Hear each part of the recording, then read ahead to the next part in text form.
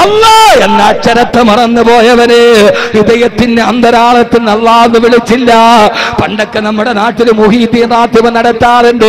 പുരോഗമനം വന്നപ്പോ പടിയടച്ചില്ലടാ നീ. മുഹീദ്ദീൻ റാത്തീബിൽ അല്ലാഹനെ വിളിച്ചില്ലേ? യാ അഹദു യാ സമദു യാ വിത്റു യാ മൗലാ യാ അഹദു യാ സമദു യാ വിത്റു യാ മൗലാ. എത്ര സുഖമുണ്ടായിരുന്നടാ നിന്റെ ഓലമേന വീട്ടില് ബറക്കത്തുണ്ടായിരുന്നു. നിന്റെ പരിസര പ്രദേശത്ത് 40 തെങ്ങുണ്ടെങ്കിൽ തെങ്ങില് തേങ്ങ വെട്ടിയാൽ ഒരു തേങ്ങ എടുത്തിട്ട് അടുപ്പത്ത് വന്ന് അരച്ചിട്ട് വീട്ടിലൊരു മുഹീദ്ദീൻ റാത്തീബ് നടത്തിയപ്പോ ആ 40 തേങ്ങ കൊണ്ടും മകളെയും കെട്ടിച്ചിട്ട് വാപ്പ ഹജ്ജിന് പോയില്ലേ? ഇന്ന് നിനക്കതൊക്കെ വേണ്ടാടായപ്പോ റിയാലുകള് കിട്ടിയിട്ട് നിന്റെ കടം മാറിയോ? നിന്റെ വീട്ടില് ബറക്കത്തില്ല. പഴയ ഓലപ്പുരയില് ബറക്കത്ത് വന്നിടങ്ങനെയാ? അവിടെ മാസത്തിലൊരിക്കലെങ്കിലും യാ റബ്ബു യാ നൂറു യാ ഹഖു യാ മുബീൻ. ഇത് നാളെ വാക്കവിയെ വിളിക്കാനല്ല, ഇവിടുത്തെ മദ്രസയിലെ മുഅല്ലിമിന് കാശില്ലാന്നിട്ടല്ല, വല്ലാഹി പടച്ചതമ്പുരാനെ തന്നെയാണ് സത്യം. ആദർശത്തിന് വേണ്ടി ആശയം പറയുകയും ആശയത്തിന് വേണ്ടി പണയം വെക്കാതിരിക്കുന്ന എന്റെ ആശയവും എന്റെ ആദർശവുമാണ്. ആദർശത്തെ പറഞ്ഞതാണ് ഞാൻ. ആദർശത്തിന് പിന്നോട്ടില്ല മക്കള്. അത് നാളെ ഒരു മുസ്ലിയാരെ വിളിച്ച് കൈമടക്ക് കൊടുക്കാനല്ല. എടാ പൊന്നുമോനെ, ഇത് നീ എന്ന് പടിയടച്ച് കളഞ്ഞോ? പാതിരാ സമയത്ത് ലൈറ്റ് അടച്ചിട്ട് അല്ലാഹു പടച്ച റബ്ബിലേക്ക് വിനയം പ്രാപിച്ചപ്പോ നട്ടപ്പെടുത്തി കളഞ്ഞില്ല നീ, അല്ലാഹനെ മറന്നില്ല നീ. ബഹുമാനപ്പെട്ട എന്റെ പ്രിയപ്പെട്ട എന്നെ കേൾക്കാനത്തെ കടുവാപ്പള്ളിയിലെ പെങ്ങള് കടൽ കടന്നു വന്ന വിദേശ സംസ്കാരങ്ങള് കടന്നു വരുമ്പോ അള്ളാന്റെ ദീനിനെ വലിച്ചെറിയുമ്പോ ഏറ്റവും വലിയ കോൺക്രീറ്റ് സൗധത്തിൽ നിന്ന് രാജകീയ നൗകയിലേറി പഞ്ചനക്ഷത്ര ഹോട്ടലിന്റെ പിന്നാമ്പുറങ്ങളില് സുഖം തേടി അലയുന്ന ഉമ്മ. പണ്ട് നമ്മൾ മഅ്ദരി പറഞ്ഞൊരു ഹദീസ് നമുക്ക് ഓർമ്മയില്ലേ? അല്ലാഹു ആ മനുഷ്യന്റെ മോചനം അല്ലാഹു സ്ഥായിയായി കൊടുക്കട്ടെ. അള്ളാന്റെ റസൂല് പറഞ്ഞില്ലേ, എന്റെ പെങ്ങന്മാരോട് ഇത് പറയാതിരിക്കാൻ കഴിയില്ല.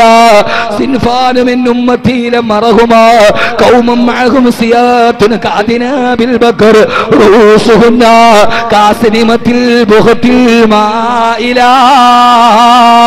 രണ്ട് വിഭാഗം ആളുകളെ എന്റെ കണ്ണുകൊണ്ട് കാണാതിരിക്കട്ടെ. അതിലൊരാളായ പെണ്ണുങ്ങളാണ്. ഒരു വിഭാഗം പെണ്ണുങ്ങളാണ്. അവരാരാ? അവർ അവരുടെ മുടിക്കെട്ട് കണ്ടാൽ ഒട്ടകത്തിന്റെ പൂഞ്ഞ് പോലെ തോന്നുമെന്ന് പറഞ്ഞ ഇന്ന് മുഴുവൻ മുസ്ലിം പെണ്ണുങ്ങൾ അവരുടെ തലമുടി മുഴുവനും മുകളിലേക്ക് കെട്ടിവെച്ചിട്ട് അതിന്റെ മുകളിലൂടെ മൊത്തയെടുത്തിടലാ പതിവ്. ഏത് കല്യാണത്തിന് പോയാലും ഇന്ന് പെണ്ണിന്റെ ഫാഷനേരാ മുടി മുഴുവനും ബായ്ക്കിൽ കെട്ടിയിട്ട് ആ മുടി മുകളിലേക്ക് കെട്ടിവെക്കുക, എന്നിട്ട് അതിന്റെ മുകളിലൂടെ മൊത്തയിടുക. നോക്കിയാല് പെണ്ണിന്റെ തലയിൽ വെണ്ണക്കുടം വെച്ചതുപോലൊരു മുട കാണാ. പെണ്ണ് അതാണ് റൂസുഹുന്ന കാസിനിമത്തിൽ ബുഖത്തിൽ മായിലാ. നീ തലമറച്ചിട്ടുണ്ടെങ്കിൽ വല്ലാഹി പടച്ചറപ്പിനെ തന്നെയാണ് സത്യം. ആ മുടി മുകളിലേക്ക് കെട്ടിവെച്ചിട്ട് വെച്ചാൽ അത് പടച്ചറപ്പിന്റെ ഹബീബായ മുത്തിനിട്ടമില്ലാത്തതാ. എല്ലാ സംസ്കാരവും പഠിച്ച മുസ്ലിമേ, ഇന്ന് പെണ്ണിനൊരു വസ്ത്രമുണ്ട്, ലെഗിൻസ്. അത് കാലിലോട്ട് കയറ്റിയിട്ടാല് അത് പിന്നീട് ബലൂൺ പോലെ ഇറുകി പിടിച്ചു കിടക്കും. ലെഗിൻസ് ഹറാമാ, ലെഗിൻസ് ഉപയോഗിക്കല് ഹറാമാ. അത് പെണ്ണിന്റെ ശരീരത്തിന്റെ വസ്ത്രത്തിന്റെ അത് ഇറുകി പിടിച്ചു കിടക്കുന്ന വസ്ത്രമാണ്. ഒരു കൊടല് പോലെയുള്ളൊരു പാന്റ് പെണ്ണിങ്ങനെ വലിച്ചു കയറ്റിയിടും. ഇന്ന് കോളേജിൽ പഠിക്കുന്ന പെണ്ണിന്റെ വസ്ത്രവും അതാ, ലെഗിൻസ് ഹറാമാ. മോളെ, വിദേശ സംസ്കാരത്തെ നീ അങ്ങ് കെട്ടിപ്പിടിച്ചപ്പോ നിനക്കറിയോ, ബഹുമാനപ്പെട്ട ബീവി സയ്യിദത്തുനാ ആയിഷ റളിയല്ലാഹു തആല അൻഹാ, ആയിഷ ബീവിക്കെതിരെ അപവാദം പറഞ്ഞു വരുത്തി സഫ്വാൻ റളിയല്ലാഹു തആല അൻഹുവിനെ കൂട്ടിച്ചേർത്തിട്ട് ഇസ്ലാമിക ലോകം ആയിഷക്കെതിരെ അപവാദം പറയുമ്പോ അല്ലാഹുവിന്റെ റസൂൽ വന്നിട്ട് പറഞ്ഞു, ആയിഷ നീ നിന്റെ വീട്ടിലേക്ക് പോയിക്കൊള്ളുക. സംഭവം നിങ്ങൾക്കൊക്കെ അറിയാം. അല്ലാഹുവിന്റെ റസൂൽ പോലും വിശ്വസിക്കുന്ന അവസ്ഥയെത്തി. ഭർത്താവ് ഭാര്യ വീട്ടിലാക്കി പൊട്ടിക്കരഞ്ഞുകൊണ്ട് തന്റെ വീട്ടിലേക്ക് കടന്നിട്ടുണ്ട്. ഉപ്പാ ഉപ്പാ അല്ലാഹുവിന്റെ റസൂൽ എന്നെ വീട്ടിലേക്ക് പറന്നു വിട്ടു. അബൂബക്കർ റളിയല്ലാഹു അൻഹു ചോദിച്ചു, ആയിഷ നീയല്ലേ തെറ്റുകാരി?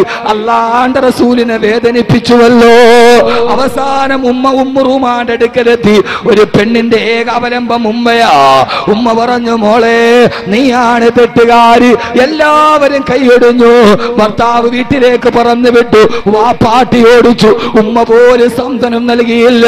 എന്റെ പ്രിയപ്പെട്ട പെങ്ങള്, നിരാലംബയായ ആയിഷ റളിയല്ലാഹു അൻഹ തന്റെ വീട്ടില് അപവാദത്തിന്റെ ചൂളയിൽ കിടന്ന് ഹൃദയം പടയുകയാ. മുഴുവനും നിറം പിടിപ്പിച്ച കഥകളാ. ആയിഷ ബീവിയെ കുറിച്ച് അപവാദമാണ്. ആയിഷ ഒറ്റയാണ്, ആയിഷ ഏകയാണ്. ആയിഷയ്ക്ക് സാന്ത്വനിപ്പിക്കാൻ ആരുമില്ല. പൊട്ടിക്കരഞ്ഞ വീട്ടില് ഹൃദയം നീറിപ്പുകയവേ. സൂറത്തുൻ നൂറിന്റെ 12 ആയത്തിറങ്ങി, നബിയേ ഇന്നല്ലദീന ജാഊ ബിൽ ഇഫ്കി ഉസ്ബത്തും മിൻകും ലാ തഹ്സബൂഹു ശർറൻ ലക്കും. അപവാദം പറഞ്ഞവരാണ് കുറ്റവാളികൾ.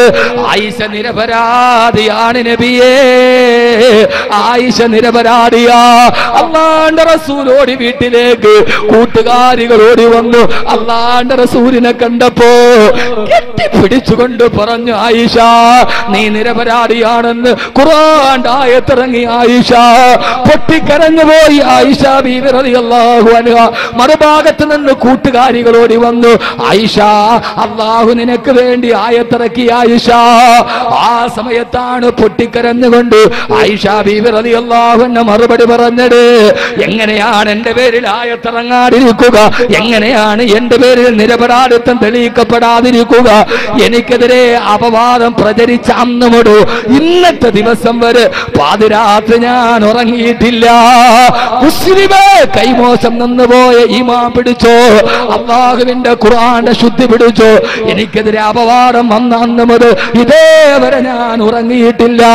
എനിക്കെതിരെ അപവാദം പറഞ്ഞ അന്ന് മുതൽ ഇന്ന് വരെ ഞാൻ എന്റെ നാവ് കൊണ്ടൊരൊറ്റ കാര്യമേ പറഞ്ഞിട്ടുള്ളൂ, ഹസ്ബുനല്ലാഹു നിഅമൽ വകീൽ നിഅമൽ മൗലാ വ നിഅമൻ നസീർ.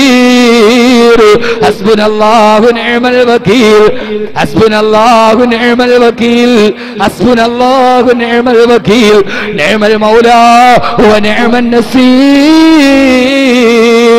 ഓരോ രാത്രിയിലും നിങ്ങൾ എനിക്കെതിരെ അപവാദം പറയുമ്പോ, എന്റെ അഭിമാനത്തെ പിച്ചു ചീന്തുമ്പോ, അപ്പോഴൊക്കെ ഞാൻ എന്റെ റബ്ബിനെ പഠിച്ചു. എന്റെ റബ്ബിനോട് ഞാൻ പറഞ്ഞു, ഒരൊറ്റ ദിക്റേ എനിക്കുണ്ടായിട്ടുള്ളൂ, ഹസ്ബുനല്ലാഹു നിഅമൽ വകീൽ നിഅമൽ മൗലാ വ നിഅമൻ നസീർ. ഈ സദസ്സിനോട് വാക്കവി ഇത്ര ഗൗരവമായിട്ട് പറയുന്നതിന്റെ കാരണം എന്താ?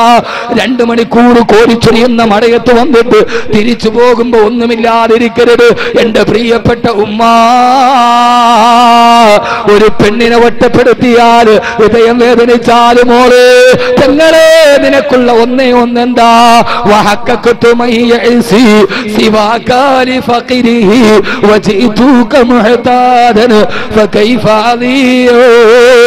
എനിക്കെന്റെ റബ്ബ് തുണ.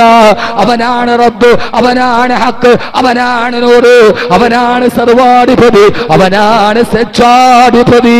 അവന്റെ മുമ്പിൽ ഒരു അപവാദവും പോവില്ല. അവന്റെ മുമ്പിൽ ഒരു അപവാദവും വരെ പോവില്ല. മരിക്കുന്നത് വരെ ഞാൻ ഈ ആയത്തിറങ്ങുന്നത് വരെ ഞാൻ പറഞ്ഞത് എന്തെന്നറിയോ? ഹസ്ബുനല്ലാഹു നിഅമൽ വകീൽ നിഅമൽ മൗലാ വ നിഅമൻ നസീർ. ബഹുമാനപ്പെട്ട റബീബിൻ ആമിർ റളിയല്ലാഹു അൻഹു ദക്ഷിണാഫ്രിക്കയുടെ വനാന്തരത്തിൽ പ്രബോധനത്തിന് പോകുമ്പോ സിംഹങ്ങളും ആനക്കുട്ടികളുമാണ്. സഹാബത്ത് പറഞ്ഞ്, വേണ്ട നബിയേ, പോകണ്ട, കാട്ടാനകളെ ചവിട്ടിക്കളയും. ഇല്ല, റസൂൽ പറഞ്ഞു വിട്ടതല്ലേ.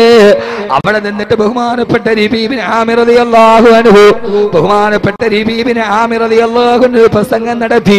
വന്യജീവികളോടാണ് പ്രസംഗം. ആനക്കൊമ്പന്മാരെ, വന്യമൃഗങ്ങളെ, അന അസ്ഹാബു റസൂലില്ലാഹ്, ഞാൻ ഹബീബായ നബിയുടെ അനുയായിയാണ്. ഞാൻ ഇവിടെ കടക്കുന്ന ജനങ്ങളോട് ദൈവത്ത് കൊടുക്കാമെന്നടാ, ലാ ഇലാഹ ഇല്ലല്ലാഹ് പറയാമെന്നതാണ്. അതുകൊണ്ട് നിങ്ങൾക്ക് ഞാൻ രണ്ടോഷം തരികയാ. ദക്ഷിണാഫ്രിക്കയുടെ വനാന്തരത്തിൽ പ്രബോധനത്തിന് പോകുമ്പോ സിംഹങ്ങളും ആനക്കുട്ടികളുമാണ്. സഹാബത്ത് പറഞ്ഞ് വേണ്ട നബിയേ, പോകണ്ട, കാട്ടാനകളെ ചവിട്ടിക്കളയും. ഇല്ല, റസൂല് പറഞ്ഞു വിട്ടതല്ലേ. അവിടെ നിന്നിട്ട് ബഹുമാനപ്പെട്ട റബീബിന് ആമിർ റളിയല്ലാഹു അൻഹു പ്രസംഗം നടത്തി. വന്യജീവികളോടാണ് പ്രസംഗം. ആനക്കൊമ്പന്മാരെ, വന്യമൃഗങ്ങളെ, അന അസ്ഹാബു റസൂലില്ലാഹ്, ഞാൻ ഹബീബായ നബിയുടെ അനുയായിയാണ്. ഞാൻ ഇവിടെ കടക്കുന്ന ജനങ്ങളോട് ദൈവത്ത് കൊടുക്കാമെന്നടാ, ലാ ഇലാഹ ഇല്ലല്ലാഹ് പറയാമെന്നതാണ്. അതുകൊണ്ട് നിങ്ങൾക്ക് ഞാൻ രണ്ടോഷം തരികയാ. ഒന്നുകിൽ അടുത്ത കാട്ടിലേക്ക് രക്ഷപ്പെട്ടുകൊള്ളുക, അതല്ലെങ്കിൽ എന്റെ മുമ്പിൽ കീഴടങ്ങുക, അതല്ലെങ്കിൽ എനിക്ക് വേണ്ടി വഴിമാറുക, അതല്ലെങ്കിൽ അടുത്ത കാട്ടിലേക്ക് ഓടി രക്ഷപ്പെടുക. സാക്ഷി, ചരിത്ര സാക്ഷി, പറയേണ്ട താമസം. പ്രസവിച്ച് കിടക്കുന്ന പുലിക്കുട്ടികൾ, പ്രസവിച്ച് കിടക്കുന്ന സിംഹക്കുട്ടികൾ അവരുടെ കുഞ്ഞിനെയും വായിൽ കടിച്ചെടുത്തിട്ട് വനാന്തരത്തിലൂടെ ഓടി രക്ഷപ്പെടുകയാ. കറുത്ത വർഗക്കാരിത് കാണുമ്പോ പുലിക്കുട്ടികളും സിംഹക്കുട്ടികളും കുഞ്ഞുങ്ങളെ കടിച്ചെടുത്തുകൊണ്ട് ഓടുന്നത് കണ്ടപ്പോ അവര് വന്ന് നോക്കുമ്പോ കാണുന്നടണ്ട കൊലകൊമ്പന്മാരുടെ മുമ്പ് അള്ളാന്റെ ദീൻ പറയുന്ന റബീബിന് ആമിർ റളിയല്ലാഹു അൻഹു അള്ളാനെ കുറിച്ച് പഠിച്ചപ്പോ കൊലകൊമ്പന്മാര് മുഴുവനും മുട്ടുകുത്തിയെങ്കിൽ ആ പാഠം പഠിച്ചപ്പോഴാണ് 12 വർഷങ്ങളായി വൈദ്യുതിയില്ലാതെ, വെള്ളമില്ലാതെ, ഉപരോധത്തിൽ പെട്ട് കിടക്കുന്ന 2.5 കിലോമീറ്റർ പോലും വിസ്തൃതമില്ലാത്ത ഫലസ്തീനിലെ ഗസയിലെ ഭക്ഷണമില്ലാത്ത, വെള്ളമില്ലാത്ത ഫലസ്തീനിലെ ഗസയിലെ ഹമാസിന്റെ പോരാളികൾ ലോകത്തിലെ 3ാമത്തെ സൈനിക രാഷ്ട്രമായ ഇസ്രയേലിന്റെ വിമാനവേദ പീരങ്കികൾ തീതൊപ്പുമ്പോ കരിങ്കല്ല് കൊണ്ടും വിരിമാറ് കൊണ്ടും തിരിച്ചേക്കാൻ കഴിഞ്ഞെങ്കിൽ പൊന്നുമോനെ ബെഞ്ചമിൻ നെതന്യാഹു വെടിനിർത്തലിന് കരാറൊപ്പിടാൻ കാരണം എന്താ? ഹമാസിന്റെ പോരാളികളുടെ കയ്യിൽ റോക്കറ്റില്ല, അവരുടെ കയ്യിൽ ബോംബില്ല. കല്ലും കവണയും വെച്ചിട്ട് ഇന്തിഫാദയിലൂടെ ചെറുത്തു നിന്നപ്പോ അവർക്ക് കിട്ടിയ ഊർജം എവിടെയെന്നറിയോ? അവരാരെന്നറിയോ? ഞാൻ കഴിഞ്ഞ പ്രാവശ്യം ഈജിപ്തിൽ പോയപ്പോ 3 പ്രാവശ്യം ഞാൻ ആ നാട് കണ്ടവനാണ്. ബോംബിട്ട് നടന്ന നാട് ഞാൻ കണ്ടവനാണ്. തകർന്നടിഞ്ഞ ഗസ ഞാൻ കണ്ടടാണ്. തകർന്നടിഞ്ഞ വെസ്റ്റ് ബാങ്കിന്റെ കണ്ണുകൊണ്ട് കണ്ടടാ. 9 വയസ്സുള്ള കുട്ടി സ്കൂളിലേക്ക് പോവുകയാണ്. ഞാൻ അവന്റെ ചേർത്ത് പിടിച്ചിട്ട് ചോദിച്ചു, മോനെ നിന്റെ പേരെന്താ? അവൻ പറഞ്ഞു, അൽ-ഇഅ്തിസാമു ബില്ലാഹ്. എന്റെ പേര് അൽ-ഇഅ്തിസാമു ബില്ലാഹ്. പടച്ചറപ്പിന് വേണ്ടി മുറുകെ പിടിച്ചവന് അവിടുത്തെ പേര് തന്നെ എങ്ങനെയാ? ഞാൻ ചോദിച്ചു, മോനെ നിന്റെ വാപ്പ എവിടെ?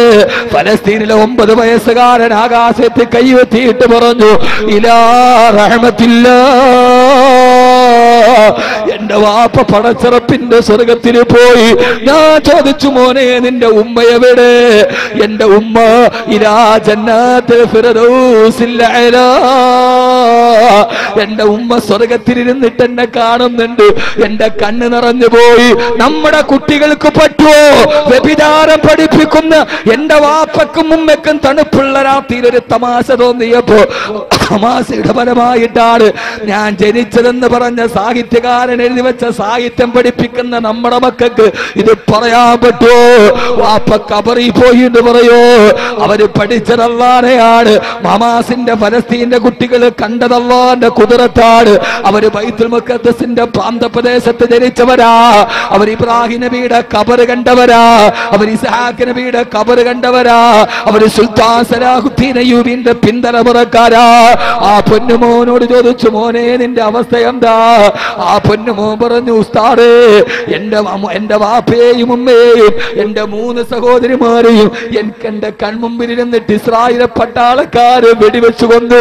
എന്റെ കുടുംബത്തിന് ശേഷിക്കുന്നത് ഞാനാ.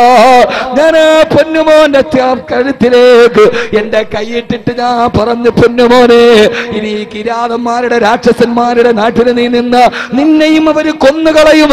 അതുകൊണ്ട് നീ ഇന്ത്യയിലേക്ക് വാ. അവിടെ എന്റെ സ്ഥാപനമുണ്ട്. അവിടെ നിന്നെ ഞാൻ പഠിപ്പിച്ചു പഠിപ്പിച്ചു ഡോക്ടറാക്കാം, എഞ്ചിനീയറാക്കാം. പറയേണ്ട താമസം തോളത്തിരുന്നേന്റെ കൈ തട്ടി മാറ്റിയിട്ട് മീശ പിടിക്കാത്ത 9 വയസ്സുകാരൻ 9 വയസ്സുകാരൻ LP സ്കൂളുകാരൻ എന്നോട് പറഞ്ഞു, അറബി ഭാഷയിൽ നിന്റെ കൂടെ ഇന്ത്യയിൽ വന്നാൽ എഞ്ചിനീയർ ആവാനല്ലേ പറ്റൂ, ഇന്ത്യയിൽ വന്നാൽ ഷഹീദാവാൻ പറ്റില്ലല്ലോ. ഞാനിവിടെ ഷഹീദാവാൻ നടക്കുകയാ. എന്റെ ഉപ്പ പോയെടുത്തേക്ക്, എന്റെ ഉമ്മ പോയെടുത്തേക്ക്, എന്റെ സഹോദരിമാര് പോയെടുത്തേക്ക് ഞാൻ ഷഹീദാവാൻ നടക്കുന്നതാണെന്ന് 9 വയസ്സുകാരൻ മറുപടി പറഞ്ഞ. ഫലസ്തീനിന്റെ തീതുപ്പുന്ന മണ്ണിന്റെ ഇടയിൽ ജീവിക്കുമ്പോഴും അള്ളാന്റെ സ്വർഗത്തെ ആഗ്രഹിക്കുന്ന ആ മക്കള് പഠിച്ച പാഠമേടാ. ആ പാഠമാണ് ലോകത്തിന്റെ രാജാവല്ലയാണ്. അത് ഒബാമയല്ല, അത് നെതന്യാഹുവല്ല. ഒരു വേദത്തിന്റെ മുമ്പ്, ഒരു ലോകത്തിന്റെ മുമ്പ്, ലോകത്തിന്റെ 3ാമത്തെ സൈനിക രാഷ്ട്രത്തിന്റെ മുമ്പ് ഈ നെഞ്ചു വിരിച്ചിട്ട് പിടിച്ചു വെക്കാൻ കിടന്ന്